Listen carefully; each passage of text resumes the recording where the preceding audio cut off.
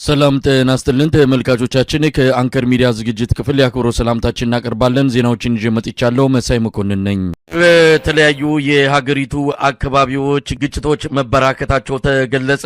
ኢትዮጵያ ውስጥ በቀጣይ የሚኖረው አጠቃላይ ቀውስ ሀገሪቱን ለከፍተኛ የደህንነት አደጋ ሊያጋልጣት እንደሚችል እየተነገረ ይገኛል። አዳዲስ ግጭቶች እየተፈጠሩ ነው። የአብይ አህመድ አገዛዝ የግጭቱ ተዋናይ በመሆን በተለያዩ የሀገሪቱ አካባቢዎች ከፍተኛ አደጋ መፍጠሩን ነው ለአንከር ሚዲያ በደረሱ መረጃዎች የሚያመለክቱት።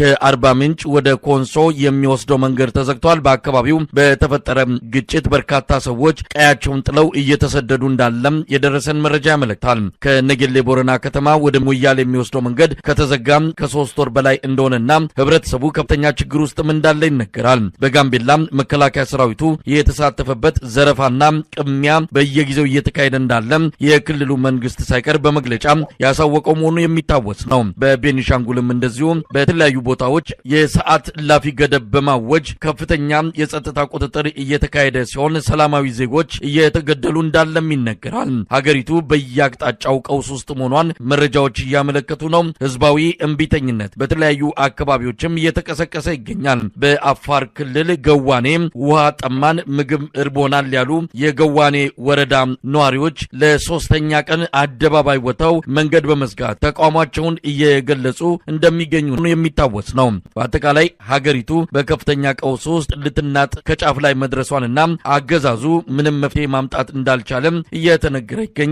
አዲስ አበባ ዙሪያ ከፍተኛ ችግር እንዳለ ይነገራል። በምዕራብ ሸዋ ናኖ ወረዳ በታጣቂዎች በተፈጸመ ግድያ ከ20 በላይ ሰላማዊ ዜጎች መገደላቸው እየተነገረ ነው። ጥቃቱን የፈጸሙት በመንግስት የሚታገዙ ታጣቂዎች እንደሆኑም ይነገራል። ሰላም የለም። አዲስ አበባ ዙሪያ ጫፏ ላይ ጭምር ከፍተኛ የሆነ ግጭቶች እየተከሰቱ እንዳለ ነው መረጃዎች የሚያመለክቱት። በአጠቃላይ አገዛዙ በቀጥታ የገባው የጭካኔ እርምጃዎችን ሰሞኑን ሲዘገብ እንደነበረው አማራ ፋኖ ታጋይ ሴቶችን ከማረካቸው ወይም ከገደላቸው በኋላ ጡት መቁረጥ፣ ሰውነታቸውን መተልተል፣ ህጻናትን ጨምሮ ሰላማዊ ዜጎችን በድሮን መምታት ጀምረዋል። የተስፋ መቁረጥ ስለመሆኑ በተለያዩ ገለልተኛ አካላትም እየተገለጸ ይገኛል። እዚህ ላይ ትልቅ ጥንቃቄ ማድረግም የአብይ አህመድን ሴራ ማምከን የሚያስፈልገው ይህንን በኦሮሞና በአማራ ማህበረሰቦች መሃል እልቂት ለመፍጠር የህዝቦች ወይም ደግሞ የኢትዮጵያውያን የእርስ በርስ ጦርነት ለማድረግ ከፍተኛ ስራ እየሰራ ነው። የሽመልስ አብዲሳ ትልቁ ተልኮም ይህንን ማድረግ ነው። ሰሞኑን ተነስቶበታል። ትንሽ እፎይ ብለን ነበረ። አሁን ደግሞ ዳግም ተነስቶበት ይህንኑ ዘር ተኮር ቅስቀሳና የጦርነት ነጋሪት እየጎሰመ ይገኛል። ግን የኦሮሞ ህዝብም በምን ያህል ስቃይ ላይ እንዳለ እየሰማን ነው። በየቀኑ ኦሮሚያ ክልል ውስጥ ሰላማዊ ሰዎች ይገደላሉ። ይህንን የሚናገሩ ሚዲያዎች መኖር አለባቸው። ኦሮሞ ህዝብ ውስጥ ያለው ስቃይ በራሱ ከፍተኛ ነው። የኦሮሞ ህዝብ ይህንን ጦርነት አይደግፈው። በማህበራዊ ሚዲያ ላይ ቪዲዮአቸውን እየቀረጹ እያለቀሱ ይህ ጦርነት ይብቃ የሚሉ በሁሉም የጸጥታ መዋቅር ውስጥ ያሉ የኦሮሞ ተወላጆች ናቸው እየተማጸኑ ያሉት። ጥንቃቄ ማድረግ ይገባል። ይሄ የአብይ አህመድና ጋሻ ጃግሬዎቹ ተልኮ ነው። ከነሱ ውጪ ያለው የኦሮሞ ህዝብ ከሌላው የኢትዮጵያ ህዝብ ጋር ችግሩን እየተጋፈጠ እንዳለ በደንብ አስምሮ መግለጽ የሚያስፈልግ ይመስለኛል። ሰራዊቱ ለመዋጋት ፍላጎት የለውም። አሁን በድፍረት እየወጡ ጦርነት ይቁም የሚሉ አዝነው ተክዘው እያለቀሱ እየተካሄደ ባለው ጦርነት ደስተኛ እንዳልሆኑ የሚገልጹ የሰራዊቱ አካላት ቁጥራቸው እየጨመረ መጥቷል። ይኸው አምባሰል ላይ ሰሞኑን የምናየው ከዋናዎቹ ባሻገር ያሉት በሙሉ በገፍ ነው እጃቸውን እየሰጡት። ይሄ በቪዲዮ ጭምር የተሰራጨ ስለሆነ ማስተባበልም የሚችሉት ጉዳይ አይደለም። ሰራዊት ያግዛል፣ ሰራዊት ይመታል። አሁን በጭካኔ በእንዲህ አይነት ጡት በመቁረጥና በድሮን እንደዚሁ የአማራን ህዝብ ትግል ቀለብሳለሁ ወይም አዳክማለሁ ብሎ ነበረ። ነገር ግን የበለጠ እጥፍ ድርብ የሆነ የተቆጣ የአማራ ማህበረሰብ ነው ወደ ጫካ እየገባ ያለው። ተፈጸመው የጭካኔ ተግባር ዙሪያ የተለያዩ አካላት መግለጫ እያወጡ ነው። በዚህ በአሜሪካ የተለያዩ የአማራ ማህበራት እንደዚሁ ቁጣቸውን እየገለጹ ይገኛሉ። የአማራ ፋኖ ህዝባዊ ድርጅት አፋድም እንደዚሁ ይሄ ሆን ተብሎ እየተደረገ የአገዛዙ ቀጥተኛ ተልኮ እንደሆነ በመግለጽ ጉዳዩን ለዓለም አቀፍ ተቋማት እንደሚወስድ በትግላቸውም ይህንን አደጋ መቀልበስ ቆርጠው እንደተነሱ የአፋድ አመራሮች በመግለጫ አስታውቋል። ይሄ ቁጣ እንዲሁ ዝም ብሎ በቁጣ እንዳያልፍና በተደራጀ ሁኔታ የአማራ ህዝብ መልስ የሚሰጥበት ጊዜ መድረሱን ነው አፋድ ያስታወቀው። እንግዲህ ጉዳዩን ወደ ዓለም አቀፍ ደረጃ ለመውሰድ የኢትዮጵያ ህግ ባለሙያዎች በተለያዩ ሀገራት የሚገኙ እየመከሩበት እንዳለ ነው መረጃዎች የሚያሳዩት። ወደ ሌላው መረጃ እናልፋለን። የእምነት ተቋማትን መጠለያ በማድረግ ረገድ ብልጽግና በሰፊው እየሰራ ነው። ሰሞኑን በወጣው ሪፖርት መሰረት በአማራ ክልል አሁንም ከ1000 በላይ ትምህርት ቤቶች ለጦርነት አገልግሎት እየዋሉ ነው። ከነዚህም ውስጥ 890 ትምህርት ቤቶች የመከላከያ የመከላከያ ካምፕ እንደሆኑ ነው የሚነገረው። ትምህርት ቤቶች ብቻ ሳይሆኑ የእምነት ተቋማትም እንደዚሁ በብልጽግና ወታደሮች መጠለያና ምሽግ እንደሆኑ ነው በቪዲዮ ጭምር ተደግፈው የሚወጡ መረጃዎች የሚያሳዩት። ብልጽግና የእምነት ግጭት ለመፍጠር ፋኖች በሙስሊም አንጻር የተለየ አቋም አላቸው፣ የሙስሊምን ሃይማኖት ለማጥፋት የመጡ ናቸው የሚል በጣም አደገኛ ስብከትና ፕሮፓጋንዳ ቀርጸው በሰፊው እያሰራጩት ይገኛሉ።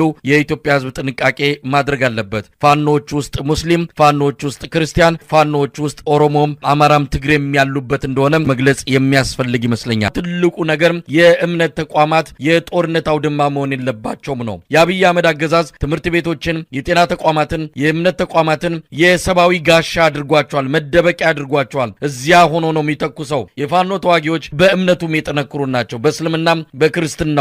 እንዲህ አይነት የእምነት ተቋማት ላይ ጥይት አይደለም ነገሮች እንኳን ካሉ ከዛ መሸሽ ነው የሚፈልጉት። እንደዛማ ቢሆን ኖሮ ላሊበላን በቶሎ በተቆጣጠሩ ነበረ። የእምነት ተቋማትና ቅርሶች እንዳይወድሙ በሚል ነው ፋኖ ከዛ ራሱን ያራቀው። በዚህ ግን ብልጽግና ሊያተርፍ አይችልም። እንዲህ አይነቱን ነገር መጠንቀቅ ያስፈልጋል። ፋኖዎች ከፍተኛ ጥንቃቄ ሊያደርጉ ይገባል። አገዛዙ በደመ ነፍስ ነው ሁሉን ነገር የሚያደርገው። ሁሉን ነገር በቅድና በስሌት ሳይሆን በሴራና በተንኮል ነው። ይህንን ነገር ነቅቶ በዚህ አንጻር ትግልን አስተካክሎ ወደፊት መምራት የሚገባ እንደሆነ ነው የሚታመነው። በሌላ በኩል የአፋር ህዝባዊ አብዮታዊ ግንባር የተሰኘው ኡጉጉሙ በሚል የሚጠራው ኃይል ከፋኖ ጋር በመሆን የአብይ አህመድን አገዛዝ ለማስወገድ ተዘጋጅተናል ሲል በመግለጫም ያሳወቀው መሆኑ የሚታወስ ነው። ኡጉጉሙ አንጋፋ የሆነ የአፋሮች የነጻነት ድርጅት ነው። ብዙ ታሪኮች ያሉት ነው። ከፋኖ ጋር አብሬ እሰራለሁ ሲል መግለጫ አውጥቷል። ትልቅ ክስተት ነው ማለት እንችላለን። በሌላ በኩል አፋር ክልል ህዝባዊ እምቢተኝነት ተቀጣጥሏል ማለት ይቻላል። በተለይም ኮልነባ በተባለውና በአፋር ክልል ከትግራይ በሚያዋስኑ አካባቢዎች ላይ ከፍተኛ የህዝብ ቁጣ ተቀስቅሷል። በአፋር መሬት ላይ ሀራ በተሰኘው አካባቢ የሰፈሩት የትግራይ ታጣቂዎች በብልጽግና የሚደገፉት ማለት ነው እነሱ እንዲወጡ በሚል የተጀመረው የአፋር ህዝብ እምቢተኝነት ተቀጣጥሎ ነው ያለው። እንግዲህ የተጀመረው ህዝባዊ እምቢተኝነት በዋናነት በእኛ መሬት ላይ ተሻግራችሁ የትግራይ ወገናችንን አትመቱም፣ አትነኩም በሚል በተቆርቋሪነት የተጀመረ ህዝባዊ እምቢተኝነት ነው። አብይ አህመድ በትግራይ መሬት ላይ ያሰፈረውና በወታደራዊም ሆነ ፖለቲካዊ ድጋፍ እየሰጠ ያለው የትግራይ ታጣቂዎች በሶስተኛ ወገን ጦርነት ለማከናወን በሚል ያዘጋጀው ኃይል እንደሆነ ይታወቃልና አፋሮች ይህንን አታደርጉም ብሎ መነሳታቸው ትልቅ ነገር ነው። የመንግስት ባለስልጣናትን እያሳደዷቸው ይገኛሉ። በርካታ የአፋር ክልል ባለስልጣናት ወደ ኤርትራ ገብተዋል። ቀደም ሲል የአፋር ከፍተኛ ባለስልጣንን እንደዚሁ ኤርትራ የገቡትን አነጋግሬያቸው ነበረ። የአፋር ክልል መንግስት ከሽፏል ነው ያሉት። ከዚህ በኋላ አቅም ኖሮት የሚሰራ አይደለም፣ ሰዎች ሊመደቡ ይችላሉ እንጂ መዋቅሩ ተልፈስፍሷል፣ ከዚህም በኋላ ቆሞ ሊሰራ የሚችልበት አቅም የለውም ሲሉ ነው የገለጹልኝ። ለማንኛውም በአፋር የተጀመረው በሌሎች አካባቢዎች መምጣቱ አይቀርም። ይሄ ትብብር አፍንጫ ሲመታ አይን ያለቅሳል የሚለውን በሚገባ ያሳየ በመሆኑ ዛሬም በአፋሮች መኩራታችንን መግለጽ የሚገባ ይመስለኛል። ጥምረቱ እየተጀመረ ነው። የፋኖ ከተለያዩ ኃይሎች ጋር የሚያደርገው ጥምረት በአጠቃላይ የአብይ አህመድ አገዛዝን ለመገርሰስ ለሚደረገው አጠቃላይ የህልውና ትግል ወሳኝ እንደሆነ ይታመናል። ይሄ ትልቅ ምዕራፍ ነው። ኡጉጉሙ ያወጣው መግለጫ በእርግጥም የአብይ አህመድ አገዛዝ በቀጣይ ከበርካታ ኢትዮጵያ ኃይሎች የተጠናከረና የተቀናጀ ከፍተኛ የሆነ ጥቃት ሊደርስበት እንደሚችል ምልክት የሰጠ ነው ማለት እንችላለን። አገሪቱ በሰላምና ደህንነት፣ በኢኮኖሚ በአጠቃላይ ቀውስ ውስጥ እንዳለች ይታወቃል። ብልጽግና ፓርቲ የማይቆጣጠራቸውና የማያስተዳድራቸው ክልሎች እየጨመሩ በመጡበት በዚህ ወቅት ላይ እንግዲህ የመጨረሻው ምዕራፍ ላይ የደረሰ ነው የሚመስለው። በሚታዩ የተለያዩ ክስተቶች አንጻር ብልጽግና ፓርቲ ሀገሪቱ ከእጁ ወጥታለች፣ ብዙ ነገሮች አምልጠዋል። ነገር ግን አሁንም ስኬትና ጥሩ አቅጣጫ ላይ ነን የሚሉ መገለጫዎች ተይዞ ነው እንግዲህ በስብሰባው ላይ እየተንጸባረቁ ያሉት ሀሳቦች። ምን ማለት ይቻላል? እንግዲህ ሀገሪቱ ብቻ ሳትሆን ራሱ ብልጽግና ፓርቲ እስከዛሬ ድረስ ገጥሞት የማያውቁ በታሪክ ገጥሞት የማያውቁ ችግር ከፓርቲዎች ሁሉ በታሪክም የኢትዮጵያ ባሳለፈችባቸው የዘመናዊ አገዛዝ ዘመን ውስጥ ተከስቶ የማያውቁ ችግሮች ናቸው አሁን እየደረሱ ያሉት። ነገር ግን ብልጽግና ፓርቲ አይኑንም ጨፍኗል፣ ልቡንም ጨፍኗል። ልክ እንደ ፈርዖኑ እንደ ግብፁ ንጉስ የእስራኤልን ሕዝብ ልቀቅልኝ ብሎ እግዚአብሔር እንኳን ሲያስገድደው ልቡ ደንድኖ አለቅም ብሎ በጣም ብዙ መከራ እንደደረሰበት ፓርቲውም የብልጽግና ፓርቲም አሁን በስብሰባ የሚፈታው ችግር አይደለም ያለው። በጉልበት ካልሆነ በስተቀር ሊለቅ አይችልም። ያው ስብሰባው እንደተለመደው ማለት ይቻላል አቅጣጫዎችን ተወያይተን በኢትዮጵያ አጠቃላይ ሁኔታዎች ላይ ተወያይተን አቅጣጫ አስቀምጠናል ብሎ እንደሚወጣ ምልክቶችን እያየን ነው። ለስብሰባ የመጣ ሀገርን ኢትዮጵያን ሙሉ አስተዳድራለሁ ያለ የብልጽግና ፓርቲ ልክ ከሌላ ሀገር እንደመጣ የመንግስት ባለስልጣን ወይም የሌላ ሀገር የልኡካን ቡድን እንደመጣ አድርጎ በኮሪደር ልማትና በችግኝ ተከላ ነው እያወጣ እያስጎበኛቸው ያለው። ስለዚህ ይሄ ነገር ለጉዳዩ ምንም ኢትዮጵያ ውስጥ የተፈጠረውን ችግር ምንም መፍትሄ ሊሰጥ እንደማይችል ከወዲሁ ምልክቶችን እያሳየን ነው። እንግዲህ የለመደውን ነገር ነው የሚያደርገው። በታሪክም መሳይ እንደው በጣም ወደኋላ ተመልሰን ስንመለከት ንጉስ ኃይለ ሥላሴ በመጨረሻቸው ዘመን ኢትዮጵያ ከምትፈርስ የልጅ እንዳልካቸውን ወደ ሹመት ማምጣት ጥያቄ ሲቀርብለት ለኢትዮጵያ መልካም ከሆነ እኔ ስልጣኔን እለቃለሁ ነው ያሉት። እንግዲህ ንጉስ አይከሰስ ሰማይ አይታረስ በሚባልበት ዘመን ከሀገርን ያልበልጥም ብለው በቮልስዋገን መኪና ወጣው ነው የሄዱት። በሁለተኛ ደረጃ መንግስቱ ኃይለማርያም በመጨረሻው ዘመናቸው ጊዜ ከኤርትራ ተገንጣዮችና ከትግራይ ህወሓት ኃይሎች ጋር ድርድር በሚቀመጥበት ጊዜ እነዚህ ሰዎች ሀገርን የመገንጠል ፍላጎት እስከሌላቸው በሀገር አንድነት ደረጃ ምንም ድርድር ጥያቄ የማያቀርቡ ከሆነ ለኢትዮጵያ አንድነት ስልጣኔን እለቃለሁ የሚል በሚዲያ ራሱ ወጥቶ የተናገረው ሁኔታ ነው ያለው።